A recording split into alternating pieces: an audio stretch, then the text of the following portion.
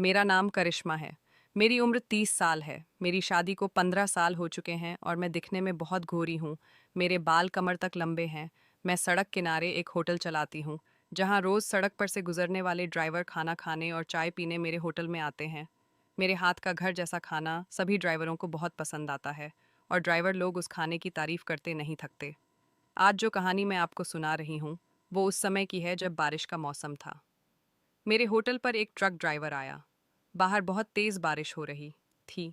इस वजह से उसे गाड़ी चलाने में मुश्किल हो रही थी। उसने मुझसे कहा, क्या मुझे रात रुकने के लिए एक कमरा मिल सकता है? मेरे पास दो ही कमरे थे। उनमें से एक पहले से किराए पर दिया हुआ था। वह ड्राइवर बहुत विनती करने लगा, इसलिए मैंने उसे अपनी रूम रात भर रुकने के लिए दे दी। मेरी शादी को 15 साल हो चुके थे, लेकिन अभी तक मेरा कोई बच्चा नहीं था।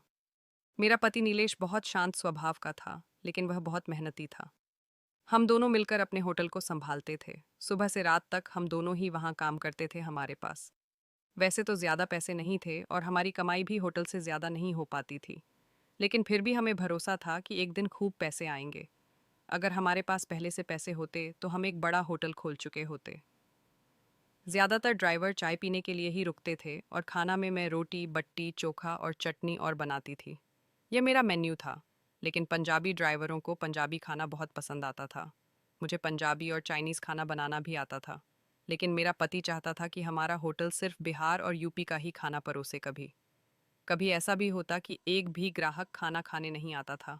ऐसे में मेरे पति पास के एक छोटे तालाब में मछली पकड़ने चले जाते थे।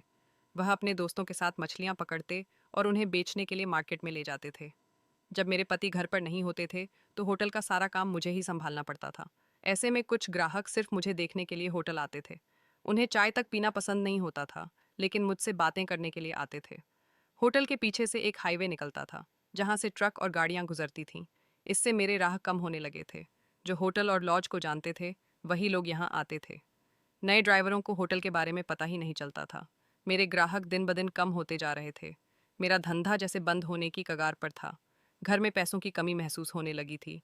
मछली पकड़ने से भी ज़्यादा पैसे नहीं आ पाते थे। इसलिए मेरे पति शहर में मिस्त्री का काम करने चले गए। वहाँ मिस्त्री के काम के अच्छे पैसे मिलते थे और मेरे पति वही करने लगे। मेरे पति मुझसे कह रहे थे कि अब होटल बंद कर देना चाहिए, लेकिन मैं उनसे कहती थी कि नहीं, मैं घर में बैठकर क्या करूँगी। इसलिए मैंने होटल वैसे ही चालू रखा। अब मेरे पति मेरे पास 8-10 दिन तक नहीं आते थे। पति के दूर होने से उनकी कमी मुझे बहुत महसूस होती थी। हम एक दूसरे से बात भी नहीं कर पाते थे। पति की याद में मैं खो जाती थी। कभी सोचती थी कि वह पहले कितने अच्छे दिखते थे, लेकिन अब वैसे नहीं रहे। वह थोड़ा नशा भी करने लगे थे। पहले वह इतने खुशमिजाज थे कि उनकी हंसी देखकर मुझे भी अच्छा लगता था। उनके पास मोबाइल नहीं था, इसलिए जब वह काम पर चले जाते थे तो यह पता नहीं चलता था कि वह गांव कब आएंगे। हम दोनों बात भी नहीं कर पाते थे। पति की यादों में मैं अक्सर डूब जाती थी। कभी कभी वह मुझसे प्यार से कहते थे कि अब नशा नहीं करूँगा। उनकी बातों से मेरा गुस्सा भी खत्म हो जाता था और मैं हंसने लगती थी। मेरी कोई औलाद नहीं थी, जिससे मैं बहुत दुखी रहती थी, और मेरे पति को भी औलाद की चाह थी।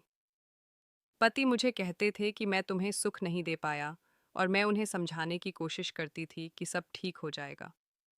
पैसे की कमी के कारण वह अक्सर निराश हो जाते थे और उनकी निराशा मुझे भी दुखी कर देती थी।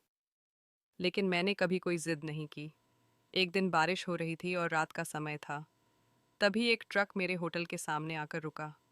मैं होटल बंद करने ही